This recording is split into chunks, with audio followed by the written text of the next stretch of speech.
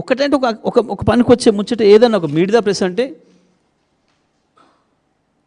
ఎదురు చూస్తుంటారు జనం. పాపం అక్కడ హాజరైన ఆ రిపోర్టర్ మిత్రులు, కెమెరామెన్ మిత్రులైనా చూస్తుంటారు ఏదైనా ఒకటి మంచి మాట చెప్తాడేమో అని. ఏదైనా వినసొంపుకు ఉండేది, 2 రోజులు మాట్లాడుకునేది ఏమన్నా దొరుకుతుందేమో అని చూస్తారు.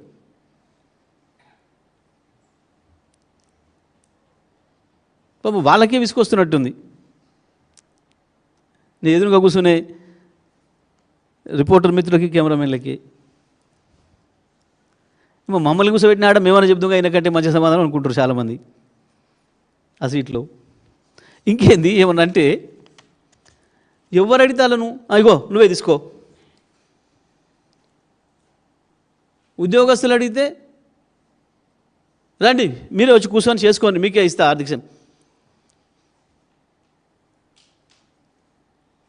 ఏది నిన్న ఆర్ కృష్ణ గారు మందకృష్ణకు మీకే ఇస్తే వచ్చి అప్పచెప్తే చేసుకోండి. మరి దీపో ముఖ్యమంత్రిని చేయి వాళ్ళని ఎవరిని. ఇక నువ్వు ఇచ్చుడేంది మళ్ళా మునగానివి ఆ చేయలేంచి జరుగు. మరి ఎవరికి ఇస్తావు? ఆర్ కృష్ణ గారికి ఇస్తావా, మందకృష్ణ గారికి ఇస్తావా? ఈ నడపమని చెప్పు.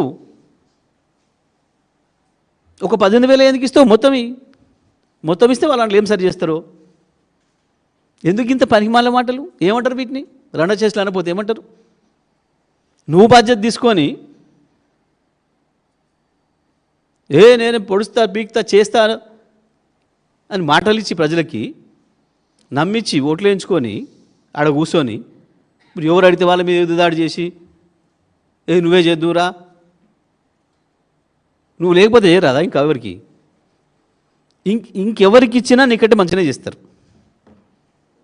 ఇంకెవరికి ఇచ్చినా నీకంటే మంచిగా చేస్తారు. ఈ రకంగా కేసీఆర్ ఇంత అభివృద్ధి చేసుకొచ్చిన దాన్ని నువ్వు నాశనం చేస్తున్న విధానం చూసిన తర్వాత కనీసం వచ్చిన వాళ్ళు గొప్ప చేయలేకపోతే ఉన్నది ఉన్నట్టునే ఉంచుతారు.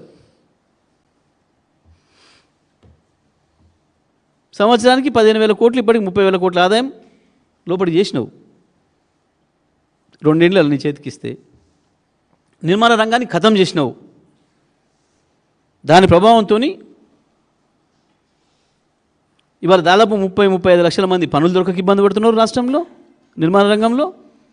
దాని మీద ఆధారపడ్డ వ్యాపారాలు మొత్తం నాశనపోయి ఉన్నాయి. దాంతో వాళ్ళ జనం చేతిలో 10 రూపాయలు దొరికే పరిస్థితి లేకుండా అయింది. ఎటు చూసినా రియల్ ఎస్టేట్ మీద బతికే వందలాది, వేలాది మంది, లక్షలాది మంది కుటుంబాలు నాశనమైనాయి నువ్వు చేయబట్టి. ఏమనంటే నువ్వు చేద్దురా, ఈ నిజంగానే దమ్ముంటే ఈ పక్క జరుగు. నీకు పదవి మీద ప్రేమ లేకపోతే పక్క జరిగివు, వాళ్ళకే ఇవ్వు. లేదు వాళ్ళ దాంట్లో లేకపోతే నీ దాంట్లో రెడీగా ఉన్నారు. నిన్న మొన్నటి దాకా బట్టి ఉత్తమే అనుకున్నారు. ఈ మధ్యన మహేష్ కుమార్ గౌడ్ కూడా బాగా ఆశలు పెంచుకుంటున్నట్టు కొంచెం మీద రెడీ ఉన్నట్టుండు, ఆయన కూడా తయారవుతున్నట్టుండు. ఇవ్వు. నువ్వు లేకపోతే ఇప్పుడు లేడీ ప్రపంచంలో ఏందో నువ్వు చేద్దురా, అడిగిన వాళ్ళు నెల దబాయించి కాలేజీలో ఏమంటే కాలేజీలో భయపెట్టించి ఏం పరిపాలన ఏం చేస్తున్నావు అసలు? సాఫ్గా అర్థమైంది ఈ రాష్ట్ర ప్రజలకి పరిపాలన అనేది నీతో కాదు, నువ్వు దానికి పనికిరావు. ఆ కనకపు సింహాసనం మీద దేని కూసబెట్టిన సామెత గుర్తు చేసుకుంటున్నారు ప్రజలు. ఒక భాష మార్చుకోవైతివి, పద్ధతి మాట్లాడే విధానం మార్చుకోవైతివి ముఖ్యమంత్రి అయిన తర్వాత. ప్రెస్ మీట్లే కాదు, మీట్ ద ప్రెస్ను కూడా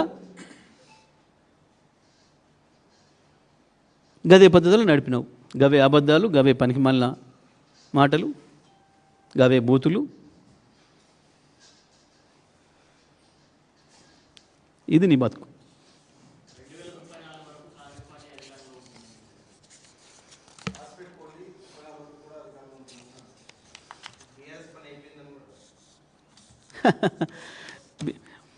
ఒక పార్టీ పని అయిపోద్ది అని అంటే కాంగ్రెస్ పార్టీనే తీసుకుందాం. జాతీయ పార్టీ భారతదేశంలో ఎన్ని రాష్ట్రాల్లో ఉంది? ఎన్ని పార్లమెంట్ సీట్లలో డిపాజిట్లు పోయినాయి? అసలు 30 ఏళ్ళు 40 ఏళ్ళు 50 ఏళ్ళ నుంచి వెళ్ళి కొన్ని రాష్ట్రాల్లో అడ్రస్సే లేదు కదా. Uttar Pradesh no Congress, Bihar no Congress, Bengal no Congress, Orissa no Congress, Tamil Nadu no Congress, Andhra Pradesh no Congress.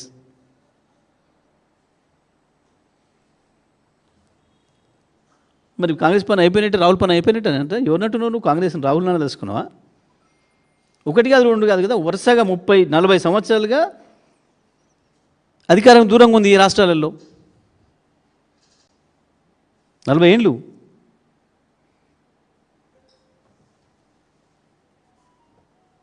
యాడికి పోతుంది, ఎట్లా పోతుంది ఒక పార్టీ?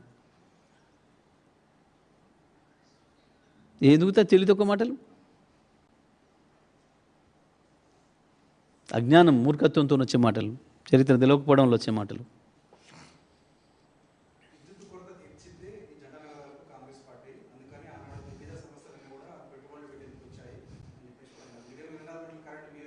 నీకు నవ్వొస్తలేదా? నిజంగా చెప్పు, నీకు నవ్వొస్తలేదా? ప్రజలు నవ్వుకుంటారు అది. నాకు పాపం అధికారులు ఫోన్ చేశారు, సార్ ఎందుకు సిగ్గు అనిపించేది సార్ ఈయనకు అని. ఎందుకంటే 2014 ముందే కదా ఆ ఇందిరా పార్క్ దగ్గర ధర్నా చేసింది ఈ రాష్ట్రంలో ఉండే పారిశ్రామికవేత్తలు. నేను ఇంతకుముందే చెప్పిన, ప్రపంచంలో పారిశ్రామికవేత్తలు కూడా కరెంటు కావాలని ధర్నా చేసిన ఏకైక సందర్భం భారతదేశంలో జరిగింది. అది తెలంగాణలోనే, హైదరాబాద్లోనే జరిగింది. ఇక మరి అంత సిగ్గుమాల మాట మాట్లాడితే ఏమనాలి? అందుకనే నేను దేవతా వస్త్రాలు ముచ్చట. ఆయన అసెంబ్లీలో ఉపన్యాసం చెప్పిండు కదా, మన ఆయన చచ్చిపోతే నీళ్ళు లేవు, కరెంట్ లేదు, నేను నీకు ఫోన్ చేస్తే ఎప్పుడు వస్తుందో తెలియదు అన్నాడు. ఇక పోయి గిన్నె చాలా నీళ్ళు తీసి నెత్తిగా అనుకొని ఇంటికి వచ్చిన ఆయన ఉపన్యాసం ఏముంది కదా అసెంబ్లీలో. ఏమనాలి మరి దీన్ని ఇప్పుడు?